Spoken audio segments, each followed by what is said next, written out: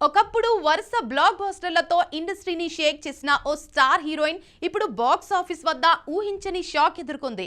30 కోట్లతో తెరకెక్కిన ఆ బ్యూటీ సినిమా 3 రోజుల్లో ₹1 కోటి కూడా వసూలు చేయలేకపోయిందట. అసలు ఆ స్టార్ హీరోయిన్ ఎవరు?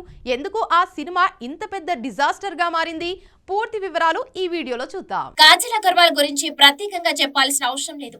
దాదాపు 2 దశాబ్దాలుగా స్టార్ హీరోయిన్ గా ఇండస్ట్రీలో తనదైన ముద్ర వేసిన ఆమె ఇప్పుడు ఊహించని షాక్ ని ఎదుర్కొంది. భారీ అంచనాల మధ్య విడుదలైన the India story box office వద్ద దారుణంగా తడబడింది. 2007 లక్ష్మీ కళ్యాణం సినిమాతో తెలుగు ఇండస్ట్రీలోకి అడుగుపెట్టిన కాజల్ చందమామ, మగధీర, బిజినెస్ మెన్, టెంపర్, ఖైదీ నెంబర్ 150 వంటి చిత్రాలతో స్టార్ హీరోయిన్ గా ఎదిగింది.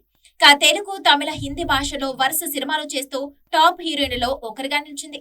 ఇప్పుడు కాజల్ నటించిన ది ఇండియా స్టోరీ సినిమా వ్యవసాయంలో ఉపయోగించే పురుగు మందులు, రసాయన కల్తీ, కార్పొరేట్ అవినీతి వంటి సున్నితమైన అంశాలపై తెరకెక్కింది. మంచి హైప్ తో థియేటర్లోకి వచ్చిన ప్రేక్షకులను మాత్రం ఆకట్టుకోలేకపోయింది.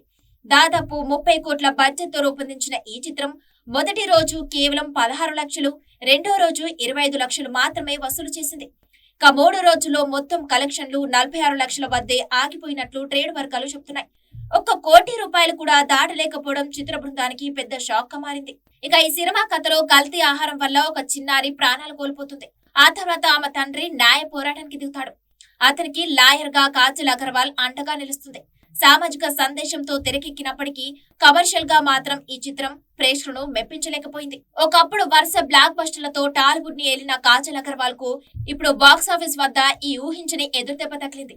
అయితే ఈ ఫ్లాప్ తో కాజల్ కెరీర్ ముగిసిపోయిందని చెప్పలేం. ఎందుకంటే ప్రస్తుతం ఆమె బాలీవుడ్ లో తెరకెక్కుతున్న భారీ చిత్రం రామాయణంలో మండోదరి పాత్రలో నటిస్తుంది.